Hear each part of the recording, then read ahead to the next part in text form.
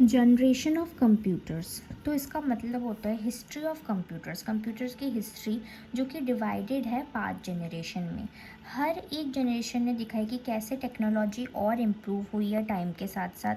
हर एक new generation ने computer के और फास्टर बनाया, और स्मॉलर बनाया, और सस्ता बनाया, और ईजियर टू यूज़ बनाया। तो टाइप्स ऑफ जनरेशन देख लेते हैं 5 तरह की। First generation 1940 to 1956, second generation 1956 to 1963, third generation 1964 to 1971, fourth generation 1971 to present, और फिफ्थ जनरेशन हमारी प्रेजेंट एंड फ्यूचर में जो चल रही है। तो फर्स्ट जनरेशन 1940 टू 1956 तक क्या हुआ? कंप्यूटर्स बहुत ही ज़्यादा बड़े बड़े थे, लार्ज थे, स्लो थे चलने में, और लॉट्स ऑफ इलेक्ट्रिसिटी उसमें लगती थी। तो एक लॉट बहुत ज़्यादा हीट प्रोड्यूस करते थे और बहुत जल्दी डैमेज भी हो जाते थे। ओनली मशीन लैंग्वेज यूज़ की जाती थी इसमें, ठीक है।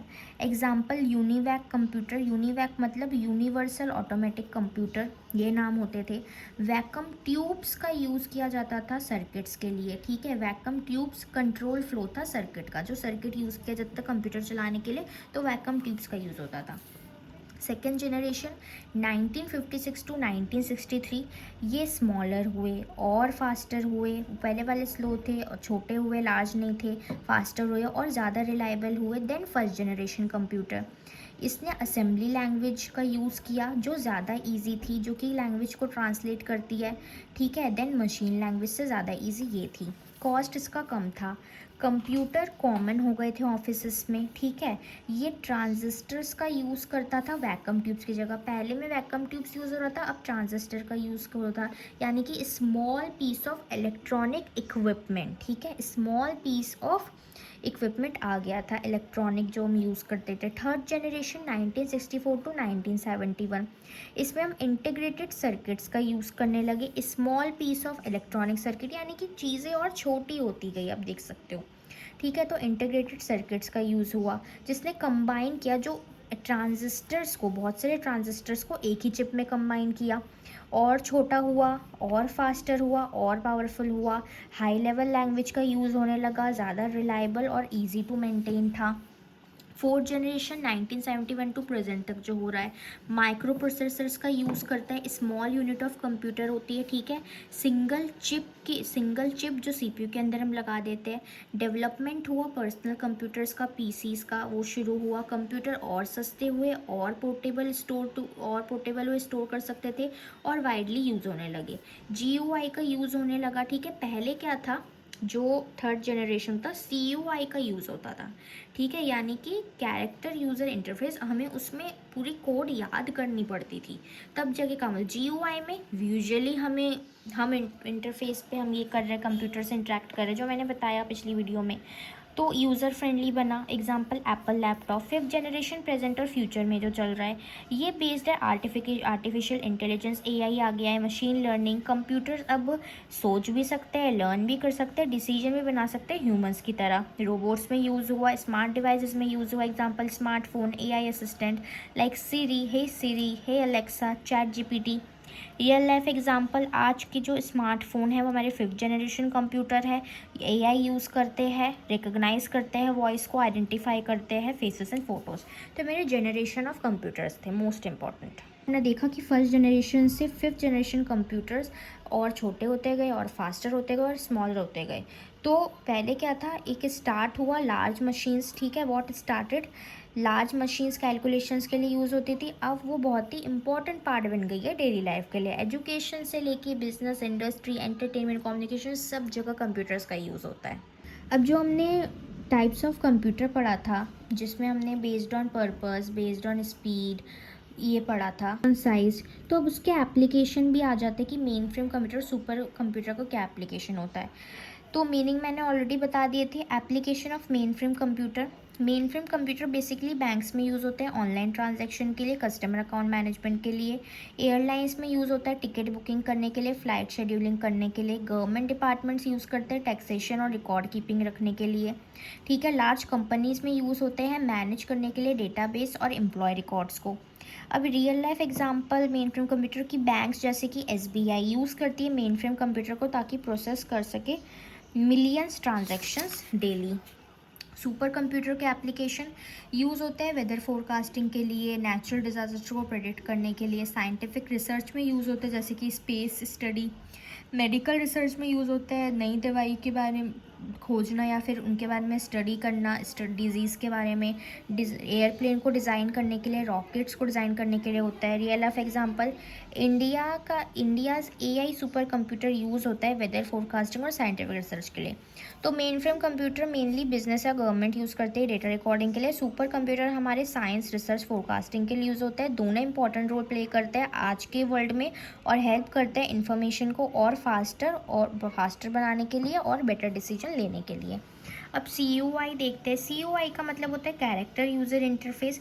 ये वो टाइप ऑफ इंटरफेस है जहाँ पे यूज़र इंटरेक्ट करता है कंप्यूटर के साथ जब हम कमांड टाइप करते हैं using a keyboard instead of using mouse और आइकन्स। ठीक है, CUI में सारे ऑपरेशंस परफॉर्म किए जाते हैं टेक्स्ट बेस्ड कमांड से। फीचर्स होते हैं अर्ली कंप्यूटर्स में यूज़ होता था जब GUI डेवलप नहीं हुआ था। फास्ट होते हैं फॉर एक्सपीरियंस्ड यूज़र जिसको आता है कमांड्स वगैरह याद रहते हैं। डिफ़िकल्ट हो सकता है बिगिनर के लिए क्योंकि उनको एग्जैक्ट कमांड रिमेंबर रखना पड़ेगा, याद रखना पड़ेगा। तो स्क्रीन यूजुअली डिस्प्ले करती है सिर्फ टेक्स्ट, ठीक है, कोई इमेज या बटन नहीं होती। Advantage, use less memory use करता है और जल्दी चलता है और फुल कंट्रोल लेता है सिस्टम के ऊपर। डिसएडवांटेज, न्यू यूजर्स के लिए डिफ़िकल्ट होता है और कमांड्स को हमें याद रखना पड़ता है। तो फर्स्ट वे था जब हम कंप्यूटर से कम्युनिकेट करते थे जब GUI नहीं आया था। ठीक है, चूँकि ये कॉमन नहीं है डेली यूज़र्स के लिए। टुडे आज भी इसको कुछ एक्सपर्ट्स यूज़ करते हैं, प्रोग्रामर यूज़ करते हैं powerful control and system management के लिए। अब applications of IT in health देख लेते हैं। इसकी use of computer software network ताकि हम स्टोर कर सके, प्रोसेस कर सके, शेयर कर सके इन्फॉर्मेशन को। हेल्थ केयर सेक्टर में IT एक मेजर रोल प्ले करता है patient care, hospital management, research, communication between doctor and patients को इम्प्रूव करने के लिए। Application, electronic health records EHR help करता है मेंटेन करने में डिजिटल रिकॉर्ड्स पेशेंट्स के, medical history, test reports, treatments. तो ये ईजियर बनाता है डॉक्टर के लिए, वो एक्सेस कर सके इन्फॉर्मेशन को, शेयर कर सके इन्फॉर्मेशन को quickly.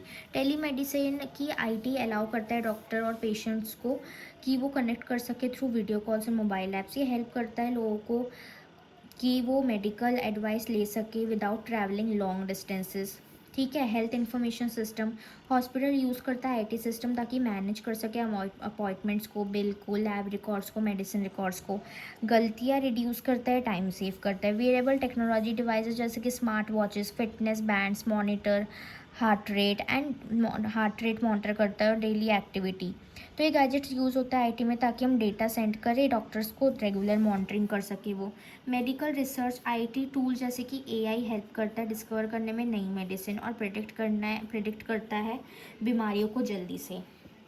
Awareness and education, IT platform like websites, apps and social media health awareness को स्प्रेड करता है अमॉन्ग पब्लिक। एग्जांपल कोविड-19 के टाइम पे IT ने लाइफ सेविंग रोल प्ले किया।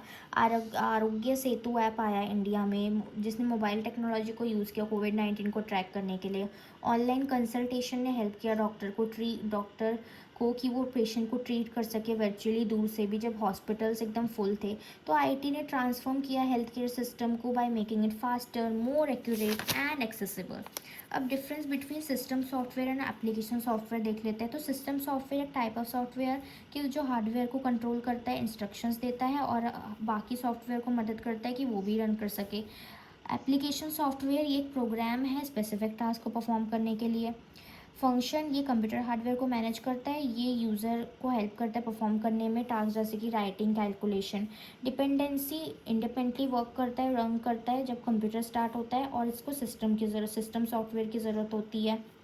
इंस्टॉलेशन, ये जब इंस्टॉल होता है जब आप ऑपरेटिंग सिस्टम को सेटअप करते हो। एप्लीकेशन सॉफ्टवेयर ये जब इंस्टॉल होता है as per the users need, अगर यूज़र चाहता है तो यूज़र्स।